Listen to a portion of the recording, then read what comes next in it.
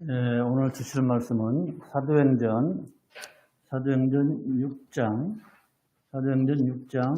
8절로부터 15절까지입니다. 사도행전 6장 8절로 15절까지. 찾으신 줄 알고 받도록 하겠습니다.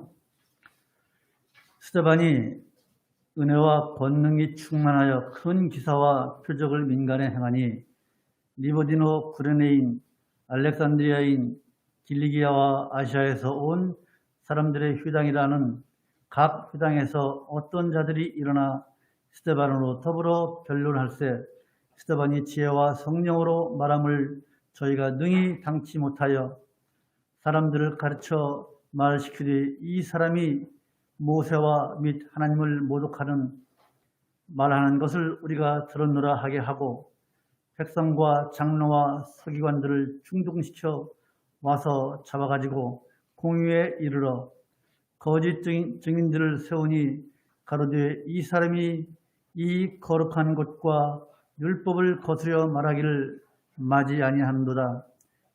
그의 말에 이 나사렛 예수가 이것을 헐고 또 모세가 우리에게 전하여 준 규례를 고치겠다 함을 우리가 들었노라 하거늘 공의 중에 앉은 사람들이 다 스데반을 주목하여 보니 그 얼굴이 천사의 얼굴과 같더라. 아멘. 보겠습니다. 한 주간 평안히 지내셨습니까? 네. 자, 오늘 사도행전 지난주에 1절로부터 7절까지 봤죠. 7집사를 뽑아가지고 공개, 구제를 잘 한 결과 하나님께서 기뻐하심으로 말미암아 어떻게 했다고 그랬죠? 유대 제사장들이, 허다한 제사장들이 예수께로 돌아왔다고 이렇게 말씀을 드렸습니다. 자, 그래서 사도행전은 다시 한번 짚어보면은 사도행전은 예수님의 그 복음이 유대와 예루살렘과 유대와 또 사마리아와 땅끝까지 이 전해지는 그 전파되어지는 그 과정을 기록한 것이 사도행전이라고 그랬죠. 그런데 이 복음이 이렇게 폭발적으로 전파되는 것은 사도들과 성도들의 노력도 있지만은 성령님께서 사도들과 성도들과 함께 했기 때문에 복음이 이렇게 폭발적으로 전파될 수 있었다고 했습니다. 그런데 그것만 아니라 또 복음이 이렇게 폭발적으로 증가할 수 있었던 것은 교회 밖의 박해, 유대 종교 지도자들의 박해와 또 교회 안의 문제, 무슨 문제가 있었죠? 아나니아와 삽비라처럼 하나님께 드리려고 밭을 팔았지만은 바치려다 보니까 일부는 감추고 일부는 베드로 앞에 갖다 드렸다가 어떻게 했어요? 성령을 속인 죄로 부부가 3시간 차이로 죽었잖아요. 그러니 그 교회에서 얼마나 문제가 심각했겠습니까? 이런 문제. 그리고 예루살렘 교회 안에 히브리파 유대인, 즉 이스라엘에서 태어나가지고 거기서 성장한 사람들이 예수를 믿고 들어온 사람들, 또 지중해 연안에 즉 헬라파 유대인들, 외국에서 온 유대인들 한 교회 안에 있는 거예요. 이 교회 안에 히브리 말을 쓰는 사람과 헬라어를 쓰는 사람을 같이 존재하니까 문제가 생기는 거예요. 사람이 많아졌잖아요. 몇몇 명이 되었잖아요. 그렇죠? 그런데 구제를 하다 보니까 이 내국인, 히브리파 사람들이 외국인에서 온 헬라파 교인들을 조금 괄시하는 거예요. 그때 과부들이 많았었는데 과부들은 매일매일 식량을 공급해야지만이 먹고 살 수가 있었는데 그러지 못한 거예요. 그래서 히브리파 유대인하고 헬라파 유대인이 한 교회 안에서 이 공개하는, 구제하는 문제로 문제가 생긴 거예요. 그래서 어떻게 했죠? 사도들이 이건 안 되겠다. 우리 사도들이 복음을 전하는 일을 제쳐놓고 이렇게 구제하는 것, 남을 공개하는 것에 우리가 전무해서는 안 되겠다 해서 사도들은 복음만 전하고 이제 7 집사, 스데반 집사를 비롯한 일곱 집사들은 구제하는 일에 힘을 썼다 그랬죠. 그래서 하나님께서 기뻐하시는 일을 함으로 말미암아 초대교회는 이렇게 급성장할 수 있다. 즉 하나님을 기쁘시게 한 결과 제사장들이 기독교 예수를 믿게 되었다. 허다한 제사장들이. 이렇게 지난주까지 말씀을 드렸습니다. 이제 오늘은 일곱 집사 중에서 우리가 너무나 잘 아는 스데반 집사. 사실 이게 스데반이지만 영어로는 스테판이죠. 스테파노. 스데반 집사에 관한 말씀입니다.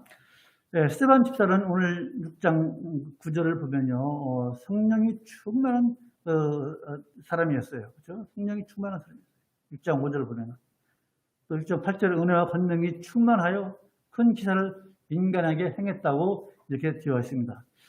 이 스데반 집사는요, 오늘 보면, 9절을 보면요, 리버디노, 여기 리버디노라는 것은 영어로 이제 리버티라고 자유, 그런 뜻이거든요. 리버티라는 뜻인데, 여기에 구레네인, 알렉산드레인, 길리기아와 아시아에서 온 사람들, 이걸 보면 뭐냐면은, 이 당시에 이스라엘의 회당이 어느 정도 있었냐면, 한 480여 개가 있었다고 합니다. 이 회당이라는 것은 뭐냐면은, 이스라엘에는요, 성전은 딱 하나입니다. 성전 하나. 예루살렘 성전.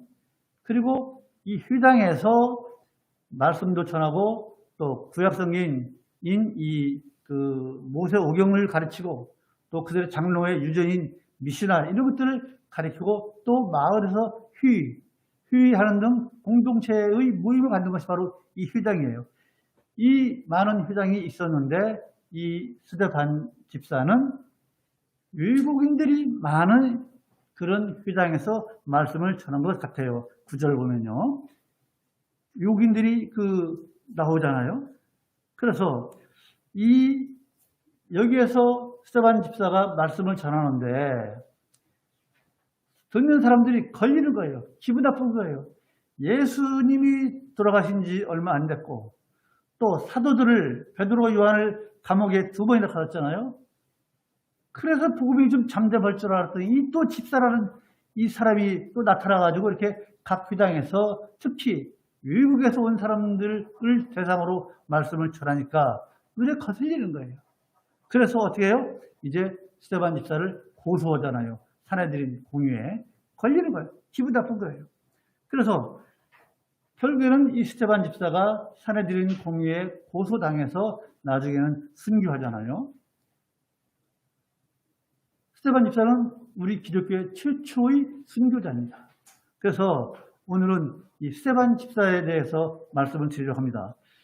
스데반 집사가 이렇게 고기로부터 고소당하고 순교를 당함으로 인해서 교회에는 아주 큰 변화가 옵니다.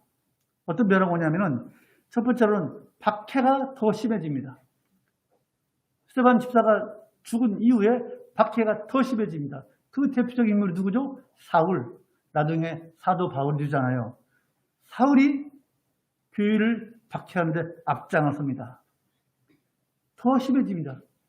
그리고 스데반 집사가 죽은 이후에 어떤 교회의 변화가 오느냐면 사도들은요 예루살렘을 떠나지 말라고 예수님께서 명령했어요.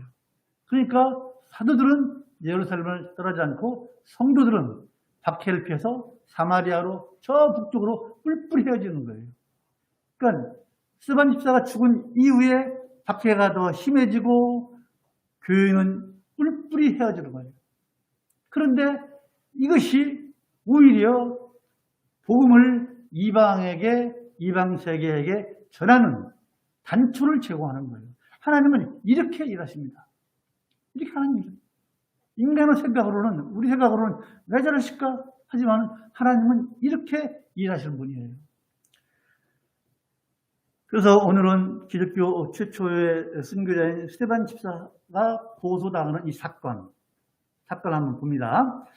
스데반 집사는 이제 아까 말씀드린 것처럼 유대인들 중에서 외국인들이 많이 있는 회당에서 복음을 전하는 것 같아요. 그런데 이 스데반 집사의 말에 대해서 어느 누구도 대적을 못하는 거예요. 대적을 못하는 거예요. 6장 10절에 이렇게 되어 있죠. 시작. 스데반이 지혜와 성령으로 말함을 저희가 능히 당치 못하여. 스데반이 성령이 충만해서 예수 그리스도에 대해서 십자가에 대해서 말씀을 전할 때 누구도 아니다, 반대 이론을 말하는 사람이 없는 거예요. 반박을 못하는 거예요. 그래서 사람들은 어떻게 기분이 나쁘다는 일단. 그래서 거짓 증인을 세워서 이제 스데반을 모함합니다. 그렇죠? 증인이 꼭 있어야 돼요. 거짓 증인을 세워서 스데반을 모함해서 이제 사내들인에 고소하죠. 그 죄목이 뭡니까? 첫 번째로는요, 성전을 모독하고 율법을 거스렸다는 거예요. 성전을. 13절 보십시다. 같이 읽으십시다. 시작. 거짓 증인들을 세우니 가로되 이 사람이 이 거룩한 곳이 어디죠?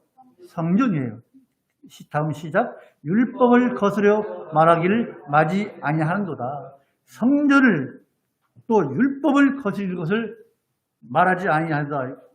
그런 말을 한다 이거죠.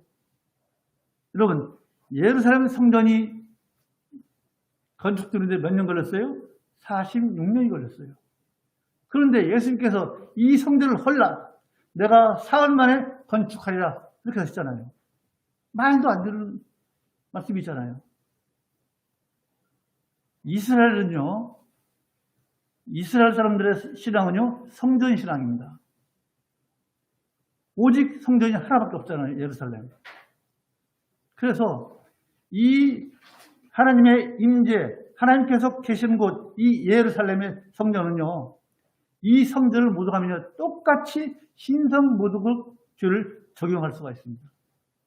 또 율법을 거슬러, 모세의 율법을 내가 바꾸겠다, 이렇게 얘기했다는 거예요, 스데반 집사가. 근데 이 죄목은요, 사내들인 공회원들이 예수님을 십자가에 못 박을 때 뒤집어 씌운 죄목하고 똑같아요. 성전 모독죄, 율법을 거스렸다, 똑같은 거예요. 이런 죄목을 들어서 스데반 집사를 이제 죽이려고 작정을 하는 것이죠. 그런데 사내들인 공의원들, 사내들인 공의원이 12지파에서 6명씩 나온 몇 명이에요? 72명. 그 사람들이 있는 법정에 서 있는 거예요. 원탁 같은 되게 원형 그 작성인데, 거기서 스데반 집사를 이제 신문을 합니다. 곧 죽습니다. 이 7장부터는 이제 스데반이 마지막으로 설교를 하고 이제 순교당합니다. 그때 스데반 집사의 얼굴이 어땠느냐? 6장 15절 같이 읽으십시다. 시작. 공회 중에 앉은 사람들이 다 스데반을 주목하여 보니 그 얼굴이 천사의 얼굴 같더라. 천사의 꼭 죽음을 앞둔 스데반 집사가 얼굴이 천사같이 변했다는 거예요. 여러분, 어떻게 이럴 수가 있겠습니까? 그래서 스데반 집사의 이 체포 사건은요, 복음을 확산되지 못하도록 하려고 했던 유대 종교 지도자들의 그 뜻은 완전히 망가지고, 오히려 스데반 집사의 재판 순교를 통해서 오히려 복음이 더 확산되는 일이 일어난 것입니다. 그래서 오늘은 이 사건, 스데반 집사를 체포해서 신문한 이 사건에 대해서 우리가 어떤 교훈을 얻을 수 있는지 한번 보고자 합니다. 첫 번째, 여러분, 성령의 권능은요, 성령의 권능은 신실한 자에게 임한다는 것을 보여주는 거예요. 성령의 권능. 여러분, 스데반은요, 누구예요? 집사잖아요. 그렇죠? 사도가 아니에요. 여러분, 사도는 누구죠? 사도는 예수님을 직접 뵙고 예수님으로부터 교육을 받은 사람들이 스데반이 사도잖아요. 그렇죠? 그런데 누가 하나 없죠? 죽었잖아요. 유다가 배반해서 유다는 자살해버렸잖아요. 그리고 유다를 빼고 누구를 임시 사도를 삼죠? 마띠아라는 사람을 뽑아서 임시 사도를 삼는다. 이게 12사도예요. 그리고 마띠아는 임시 사도니까 나중에는 사도 바울. 예수님을 그렇게 핍박하던 사울이 나중에 바울이 되어서 사도 바울로 됩니다. 이제 사도행전 쭉 보면 나옵니다. 12사도예요. 그래서 사도, 그러니까 스데반 집사는 사도가 아니지만은 예수님을 직접 뵙지 못했지만은 집사로서 사도들 못지않은 성령의 권능을 행한 기사를 하고 표적을 행한 사람이에요. 이것이 어떤 의미가 있느냐? 집사인 스데반이 이렇게 성령의 권능을 행한 것이 어떤 의미가 우리에게 있느냐 하는 걸 보자는 거예요. 즉 성령의 권능은요 특정한 사람에게만 임하는 것이 아니다. 특정한 사람에게만 행할 수 있는 것이 아니다. 이게.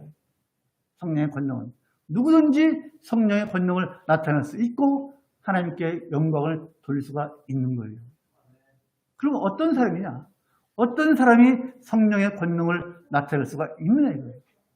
그래서 첫 번째로요. 늘 하던 말씀은 늘 성령이 충만한 사람이에요. 스데반은 성령이 충만했어요? 충만하지 않았어요? 6장 5절 보십시다. 6장 3절을 봅시다. 집사를 뽑는 자격입니다. 3절 시작. 형제들아 너희가 가운데 성령과 지혜가 충만하여 칭찬 듣는 사람 7을 택하라. 우리가 이 일을 저에게 맡기고 여기에 스데반 집사가 맨 처음에 나오잖아요. 스데반 집사는 성령이 충만한 사람이었습니다. 여러분 지난 시간에 말씀드렸죠. 성령 충만한 상태가 어떤 상태라고 그랬죠? 하나님과 늘 교제하고 하나님께 늘 기도하고 말씀에 순종하는 상태가 성령 충만한 상태가 됐죠. 기억나십니까? 그러면 왜 성령 충만한 상태? 그러면 왜 순종하라 그러냐? 우리가 늘 교회에서 순종하라는 말씀 좀 엄청 들었잖아요. 왜 순종하라고 하냐? 그거 뭐라고 그랬죠? 성령이 충만한 상태를 계속 유지할 수 있기 때문에 순종적이어야만이 성령이 충만한 상태를 유지할 수 있기 때문에 순종하라 그러는 거예요. 즉 여러분 성령의 권능을 행할 수 있는 사람은 성령이 충만한 사람이라는 거예요. 두 번째로 어떤 사람입니까? 두 번째로는요. 성령의 충만한 권능을 행할 수 있는 사람 두 번째로는요. 하나님께서 사용할 수 있도록 준비하는 사람이에요. 디모데후서 봅시다. 디모데후서 2장 보십시다. 디모데후서 2장 20절로 21절 준비하는 사람. 디모데후서 2장 20절로 21절 성령의 권능을 나타낼 수 있는 사람 두 번째 준비하는 사람 찾았습니까? 20절로 21절 시작. 큰 집에는 금과 은의 그릇이 있을 뿐 아니요 나무와 질그릇도 있어 귀히 쓰는 것도 있고 천히 쓰는 것도 있나니 그러므로 누구든지 이런 것에서 자기를 깨끗하게 하면 귀히 쓰는 그릇이 되어 거룩하고 주인의 쓰임에 합당하며 모든 선한 일에 예비함이 되리라. 준비하는 사람, 이처럼 하나님께서 쓰실 수 있도록 준비하는 거예요. 그런 사람이 성령의 권능을 나타낼 수 있는 사람이에요. 그러면 어떻게 준비합니까? 뭘 준비합니까? 우리가 그릇을 깨끗이 닦아 놓습니까? 그게 아니고 잘 들으십시오. 우리가 하나님께 쓰임받기 위해서는요. 우리 하나님의 어떠하심, 하나님의 사심과 하나님께서 우리를 구원하시기 위해서 어떠한 일을 하셨는지 그 하나님의 어떠하심을 알기를 원하고 우리 하나님 알기를 원하고 두 번째로는요. 주에서 멀어져서 나 자신을 성결하게 하는 사람 이것이 바로 그릇을 준비하는 사람입니다. 하나님께서 나를 쓰실 수 있도록 준비하는 이것이 바로 준비하는 사람입니다. 세 번째 성령의 권능을 나타낼 수 있는 세 번째는요. 뭐예요? 하나님의 일에 충성하는 거예요. 하나님의 일에 충성함으로써 하나님을 기쁘시게 하는 사람. 아까 말씀드렸죠. 사도들과 집사들이, 사도들은 말씀을 전하는 일에 전념하고 집사들은 구제하는 일에 전념함으로 인해서 유대 교회 제사장들이, 또 뭐라고 했어요? 제사장들이 1년에 제사 3번밖에 안 지내니까 어떻게 해요? 먹을 게 없잖아요. 그래서 구제를 잘하는 이 교회에 들어온 거예요. 허다한 제사장들이. 그렇잖아요? 6장 7절에 허다한 제사장의 무리도 이 도의 목사들이 왜 적을까? 왜 그런 일이 별로 없을까? 그것은요, 성령 충만하지도 않고 그릇을 준비하지도 않고 하나님을 기쁘시게 하는 일이 없기 때문에 성령의 권능을 나타낼 이유가 없는 거 아니겠습니까? 우리 예양선교회 성도들은요, 참으로 일점 하나님, 우리가 성령의 권능을 나타낼 수 있게 하기 위해서 성령을 충만하게 하고 하나님을 기쁘게 하고 우리 스스로 하나님의 어떠심을 알기를 원하고 배워서 준비하시는 우리 무도가 되기를 간절히 소망을 합니다. 자, 그러면 여러분, 우리의 신분은 뭐예요? 이처럼 성령의 권능을 나타낼 수 있는 그 사람에 대해서 말씀을 드렸는데, 여러분, 우리 예양선교교회 성도들의 신분은 뭡니까? 우리의 신분은요, 베드로 전서 2장 9절에 잘 나와 있습니다. 보십시다. 베드로 전서 2장 9절. 베드로 전서 2장 9절. 9절로 10절 같이 읽읍시다. 신약성경 379쪽 베드로 전서 2장 9절로 10절. 했죠? 시작. 오직 너희는 택하신 족속이요 왕같은 제사장들이요 거룩한 나라요 그의 소유된 백성이니 이는 너희를 어두운 데서 불러내어 그의 기이한 빛에 들어가게 하신 자의 아름다운 덕을 선전하게 하려 하심이라. 너희가 전에는 백성이 아니더니 이제는 하나님의 백성이요 전에는 긍휼을 얻지 못하였더니 이제는 긍휼을 얻은 자니라. 우리의 신분은 뭐예요? 우리 신분은 제사장 신분이에요. 우리의 신분은 제사장 신분이에요. 아닌 것 같습니까? 우리가 지금 방금 읽었잖아요. 제사장 신분을 가지고 있는 우리들이 방금 말씀드린 것처럼 하나님을 기쁘시게 한다면 우리가 성령 충만함으로 인해서 그 권능을 나타내지 못할 이유가 없습니다. 성령 충만한 가운데 준비하고 하나님을 기쁘시게 하면 우리 하나님께서는 준비된 우리들을 어떻게 합니까? 성령의 권능을 나타내는 의의 병기로 우리를 사용하여 주실 것을 믿습니다. 의의 병기로 우리를 반드시 사용하실 것입니다. 두 번째, 오늘 스데반 집사가 체포되는 이 사건을 통해서 알 수 있는 것은 복음을 이길 수 있는 것은요, 이 세상에는 없어요. 복음을 이길 수 있는 것. 스데반은 여러 회당에서 말씀을, 특히 해외에서 온 유대인들이 모여있는 회당에서 말씀을 전한 것으로 추적이 된다고 말씀드렸습니다. 그런데 그 말에 대해서 반대의 이론을 제시한 사람이 없다고 말씀드렸습니다. 스데반의 말을 반박할 지혜가 없는 거예요. 여러분, 자, 그러면 스데반이 전한 복음이 뭡니까? 복음. 그것은 십자가 진리입니다. 십자가. 예수님께서 십자가에 죽으시고 부활하시고 그것을 믿으면 구원을 얻는다고 성경은 분명히 말씀하고 있습니다. 그런데 이 십자가 진리는요, 이 진리, 예수님께서 우리를 위하여 대속적인 죽음을 죽으셨다고 하는 것을, 이것을 알게 하는 것은, 이것을 깨닫게 하는 것은 성령님께서 알게 해주시지 않으면 어느 누구도 알 수가 없는 거예요. 사도는요, 이걸 전한 거예요. 이걸 전했어요. 그러나 그것을 싫어하죠. 보십시다. 고린도전서 봅시다. 고린도전서 1장 23절, 24절. 고린도전서 1장 23절과 24절. 잘했습니까? 네. 24 시작. 우리는 십자가에 못 박힌 그리스도를 전하니 유대인에게는 거리끼는 것이요 이방인에게는 미련한 것이로되 오직 부르심을 입은 자들에게는 유대인이나 헬라인이나 그리스도는 하나님의 능력이요 하나님의 지혜니라. 무슨 말씀입니까?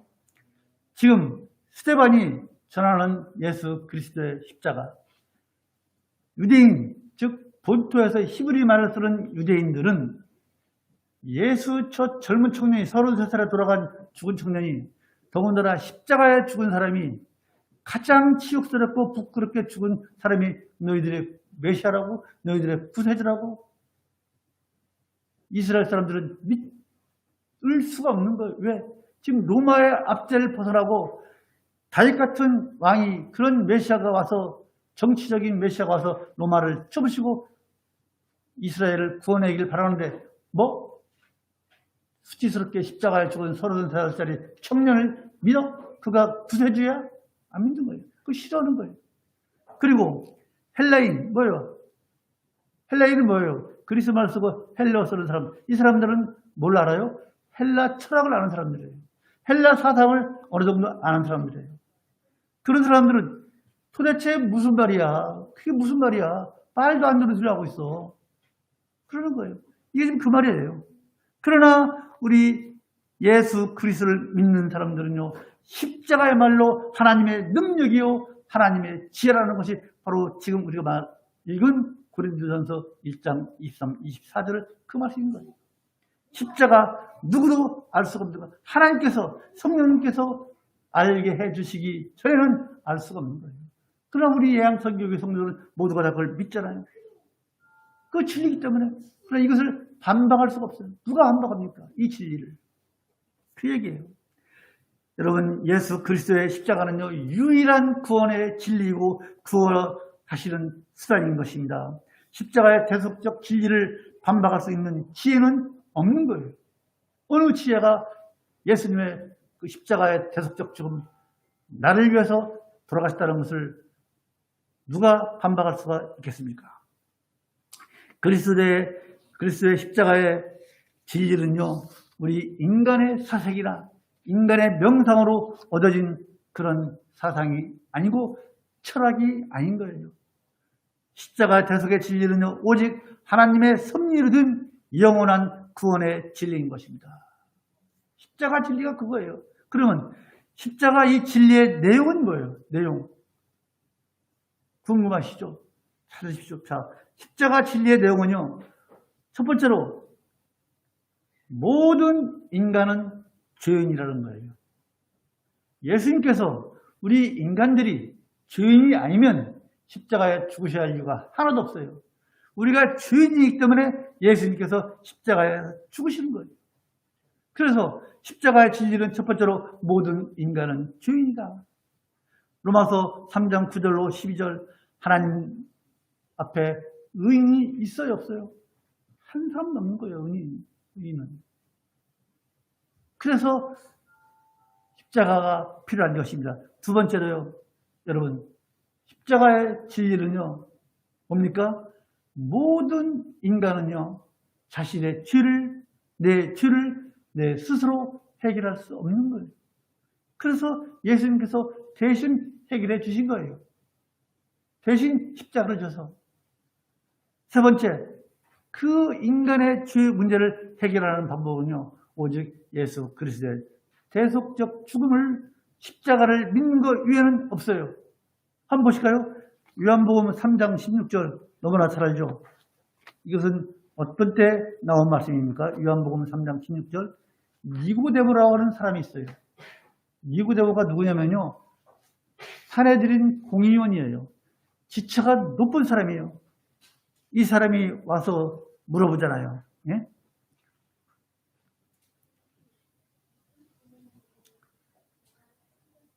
됐습니까?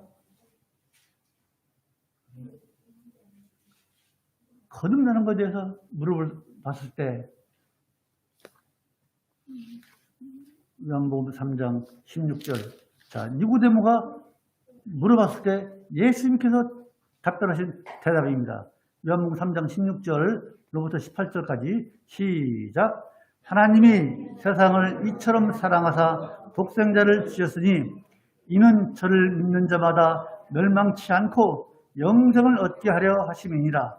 하나님이 그 아들을 세상에 보내신 것은 세상을 심판하려 하심이 아니요 저로 말미암아 세상을 구원받게 하려 하심이라. 저를 믿는 자는 심판을 받지 아니하는 것이요 믿지 아니하는 자는 하나님의 독생자의 이름을 믿지 아니하므로 어떻게 됐어요? 벌써 심판받은 것이다. 하나님을 믿지 않는 사람, 예수 그리스도를 믿지 않은 사람은 이미 심판을 받은 사람이에요. 이미 심판을 받았어요.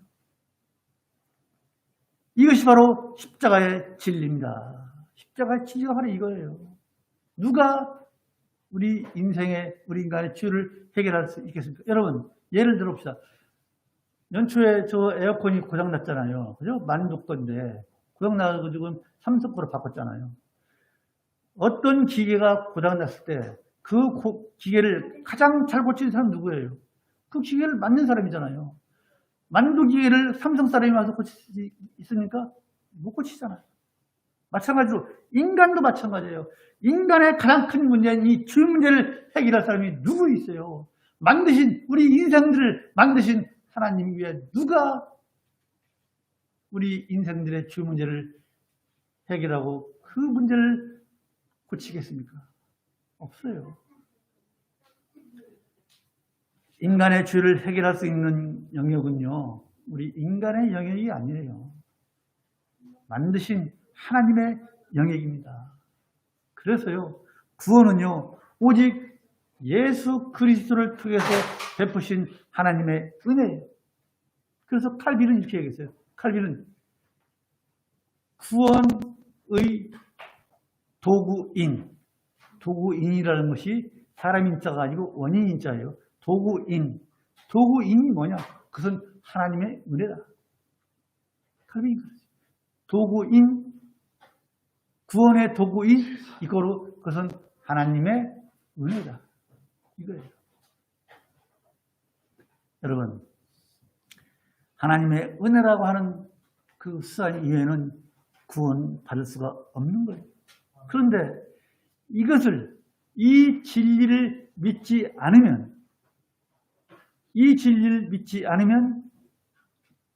방금 우리가 읽은 것처럼 요한복음 3장 18절을 읽은 것처럼 뭐예요? 이미 심판받은 거로 마찬가지예요. 이 또한 이 사실을 반박할 수가 없는 거예요. 믿지 않으면 영원히 한 심판, 영멸에 빠질 수밖에 없다는 것 또한 이것도 진리인 것입니다. 반박할 수 없는 진리예요. 여러분, 예수 그리스도의 십자가는요, 인간들에게 주시는, 그래서 십자가는 하나님께서 우리 인간들에게 주시는 마지막 사랑의 표이고 또 용서의 수단인 것이에요. 사랑의 표이면서 용서의 수단이 바로 이 십자가인 것입니다. 이것을 거부한다면 어떤 것으로도 우리 인생은 우리의 죄를 해결받지 못하고 용서받을 수 없는 것입니다. 이렇게 스데반이 복음을 전했지만 각국에서 온 사람들이 반박을 못하는 거예요. 왜? 진리이기 때문에 부정할 수 없는 거예요. 어떻게 부정합니까? 그래서 결국은 시기에서 사나이들은 공의에 고발하는 거 아닙니까? 여러분, 이처럼 우리 하나님께서 그 많은 사람들 중에서 우리를 택하셔서 우리에게 이 진리를 알게 하시고 십자가 진리를 알게 하시고 그 진리를 믿게 해주신 우리 하나님께 우리가 감사드리지 않을 수 없는 거 아니겠습니까? 그렇지 않습니까? 얼마나 감사합니까? 이 구원의 진리를 우리에게 주시고 우리에게 깨닫게 하시고 그것을 믿게 해주신 하나님께 감사하시는 우리 모두가 되기를 간절히 소망합니다.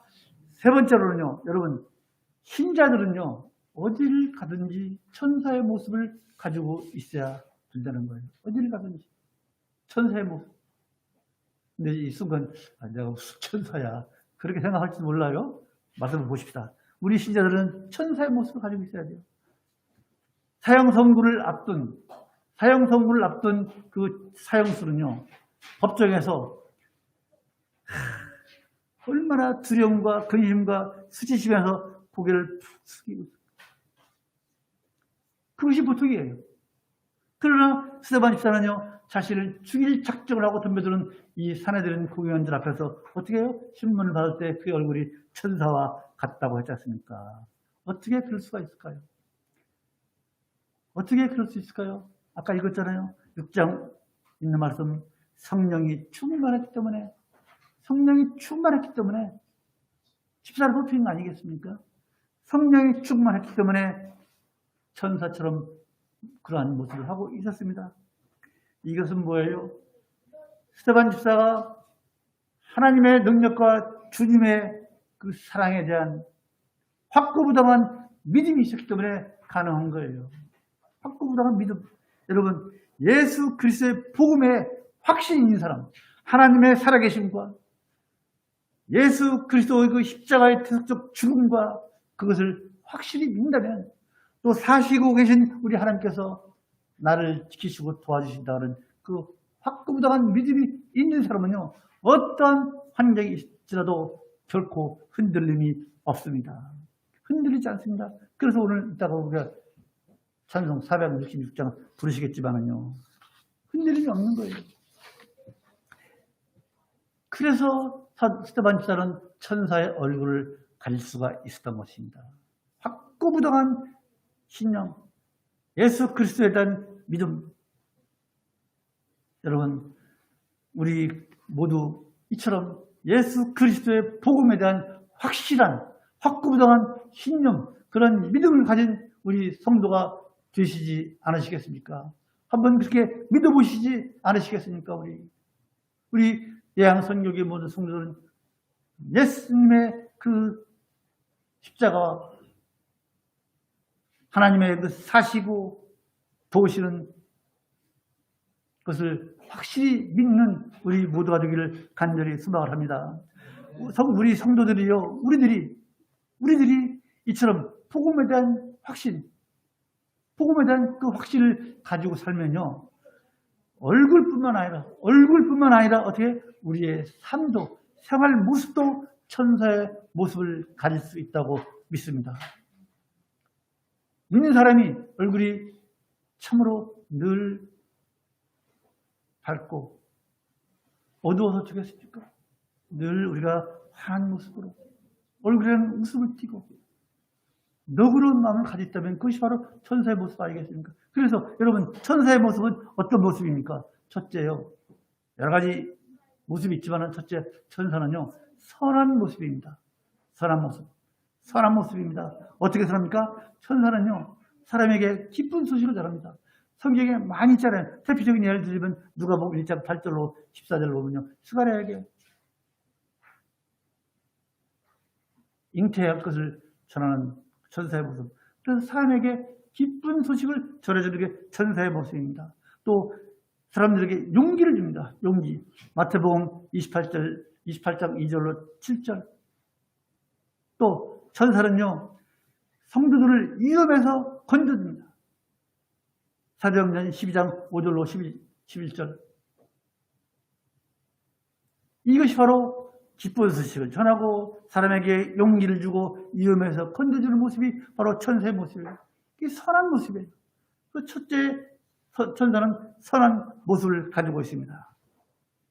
그래서 여러분, 우리가 저 사람 참 천사 같다는 말 하잖아요. 연말에 보면은 독사무소에 누가 봉투에다 돈 갖다 놓고 가는 사람 있잖아요. 이름 안 밝히고 천사 같다고 그렇게 우리 가끔 뉴스 보잖아요. 그래서 천사 같다는 말은 무슨 말이냐? 착하고 선한 사람을 가리키는 대명사잖아요. 그죠? 저 사람 천사 같다. 착하고 선한 사람의 대명사가 천사 같다는 말이에요. 우리 예양선교 성도들 이처럼 한번 천사 같은 소리를 한번 들어보며 사시면 좀 어떨까요? 두 번째, 천사는 어떤 모습입니까? 믿음의 온전한 모습이에요. 믿음의 온전해요. 천사는 온전한 믿음을 가지고 있으며 늘 하나님을 바라보고 하나님을 섬기는 신앙의 믿음에 있어서 의심이 없는 것이 바로 이 천사의 모습인 것입니다. 우리 인간들은요, 우리 성도들이 믿음이 아무리 좋다한들 때로는 흔들리고 약해질 수가 있잖아요. 그러나 천사는 그렇지가 않아요. 온전한 믿음을 가지고 있습니다. 믿음에 대해서 의구심이나 두려움이 없어요. 주님을 온전히 믿는 것이 천사의 모습입니다. 우리 모두 이러한 모습을 가지시기 바랍니다.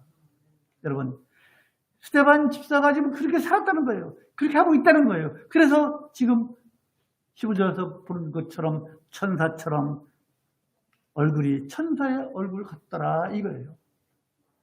이겁니다. 그리스도를 온전히 의지하고 믿었기 때문에 스데반 집사는 당당하게 신문을 받을 수가 있었어요. 여러분, 우리는요, 그러면요, 여러분, 이런 말 하죠. 천사가 높아요? 우리가 높아요? 우리 성도들이 높아요? 누가 높아요?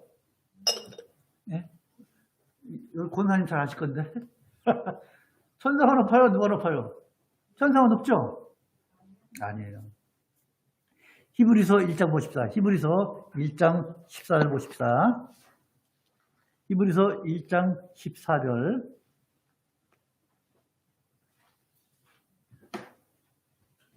히브리서 1장 14절 보십시다. 354쪽 신약. 찾았습니까? 네. 자, 읽읍시다. 시작. 모든 천사들은 부리는 영으로서 구원 얻을 후사들을 위하여 섬기라고 보내심이 아니뇨. 누가 높아요? 우리가 높아요. 우리 인생들이. 천사는요, 하나님의 부리는 종에 불과해요. 그러나 우리는 누구예요? 하나님의 자녀 아닙니까? 그런데 우리가 어찌 부리는 종 천사만 못해서야 우리가 되겠습니까? 근데 사실 다 그렇게 살잖아요. 천사처럼 못 사는 것이 하나님 앞에 죄성을 따르니. 여러분, 우리 예양 선교교회 성도들은 오늘부터 어디를 가든지 우리 모두 선한 양심, 착한 양심으로 천사와 같은 모습을 보여주셨으면 참으로 좋겠습니다. 참으로 좋겠습니다. 여러분, 빠르게 달리는 자동차가요, 바람에 처음을 많이 받죠. 또 나무가 크면 클수록 바람을 많이 받습니다.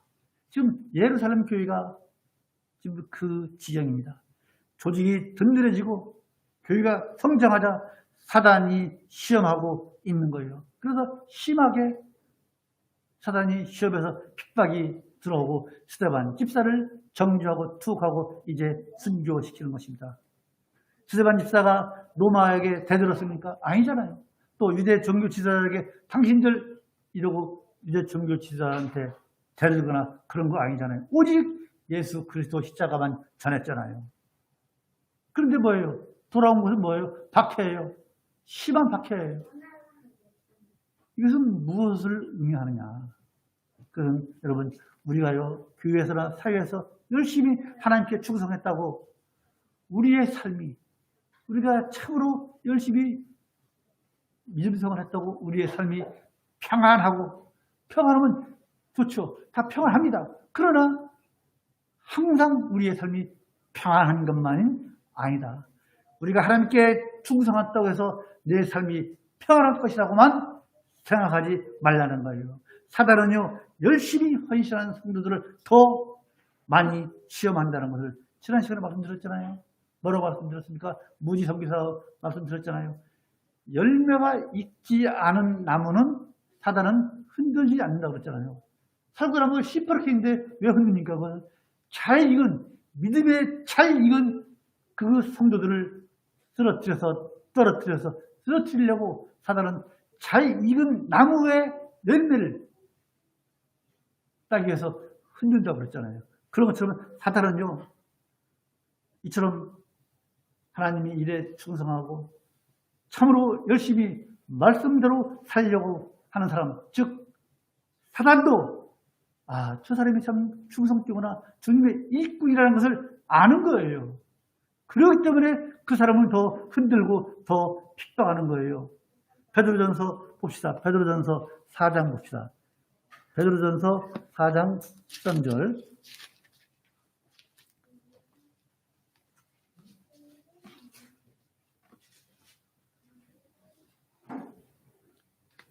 베드로전서 4장 12, 13절. 찾으십니까? 신약성경 381쪽. 베드로전서 4장 12, 13. 시작. 사랑하는 자들아, 너희를 시련하려고 오는 불시험을 이상한 일 당하는 것 같이 이상히 여기지 말고 오직 너희가 그리스도의 고난에 참여하는 것으로 즐거워하라. 이는 그의 영광을 나타내실 때에 너희로 즐거워하고 기뻐하게 하려 함이라. 여러분, 우리가 고난이 올 때, 어려울 때, 시험 당할 때 그 시험을 이상히 여기지 말라는 거예요. 왜? 14절 말씀처럼 주님께서 오실 때 우리를 위해서, 우리의 상급을 위해서 오시잖아요. 우리가 당하는, 우리 예양선교회 성도들이 삶 속에서 당하시는 그런 어려운, 그런 고난 있으십니까? 그것은 분명히 사단이 여러분들이 하나님께 충성된 사람이기 때문에 여러분을 시험하고 넘어뜨리는 거예요. 여러분이 잘못이 없을 때, 여러분이 아무런 잘못이 없는데 핍박을 받고 있다면 그것이 곧 여러분께서 진리를 따라서 사는 자, 하나님의 뜻을 따라서 사는 자라는 것을 증거하는 거예요. 그래서 오히려 기뻐하는 거예요. 내가 하나님의 뜻을 따라 사는 자라는 것을 증거하는 것이기 때문에 사도들이 공유에서 매맞고 즐거워했잖아요. 그래서 우리에게 오는 이 불시험을, 이 시험을 이상하게 여기지 말라. 아, 내가 하나님의 진정한 하나님의 자녀구나. 그것을 인정한다. 사탄도 인정하기 때문에 여러분에게 시험을 주는 것이라 이거예요. 그러면 여러분, 시험이 올 때, 마지막으로 시험이 올 때 주님을 더 의지하는 여러분이 되시기를 간절히 소망합니다. 그래서 시험을 이기고 예수 그리스도의 고난에 참여하는 것을 즐거워하시는, 오히려 즐거워하시는 그런 믿음의 사람이 되시기를 간절히 축원을 드립니다. 마지막으로 베드로전서 방금 읽은 것 4장 13, 14절을 읽읍시다. 베드로전서 4장 아까는 12, 13 읽었잖아요. 13, 14절을 읽읍시다. 고난에 참여하는 것, 예수 그리스도의 고난에 참여하는 것, 우리에게 오는 불시험을 이상하게 여기지 말라. 13, 14절 시작. 오직 너희가 그리스도의 고난에 참여하는 것으로 즐거워하라. 이는 그의 영광을 나타나실 때에 너희로 즐거워하고 기뻐하게 하려 함이라. 너희가 그리스도의 이름으로 욕을 받으면 복 있는 자로다. 영광의 영, 곧 하나님의 영이 너희 위에 계십니다. 아멘. 기도하겠습니다. 하나님의 영이 우리의 위에 계심을 믿는 우리 예양 선교교회 성도들, 이제 거룩한 주님의 날 아버지 앞에 예배 드리고 말씀 들으며 찬양을 합니다. 아버지 하나님, 참으로 감사합니다. 우리 예양 선교교회 성도들 적은 인원이 모여서 예배 드리지만은 이곳에 하나님의 영이 함께 하실 것을 저희들은 굳게 믿사오니 우리 예양 선교교회 성도들에게 혹여나 사단의 시험이 온다 할지라도 오히려 내가 참 그리스도인이라는 것을 인정받는 것을 즐거워하며 그 시험을 우리 성령님께서 함께 하심으로 이기고 승리의 면류관을 받는 우리 예양 선교교회 성도들 다 될 수 있도록 주의 은혜를 베풀어 주시옵소서. 예수님의 이름으로 기도하였사옵나이다. 아멘.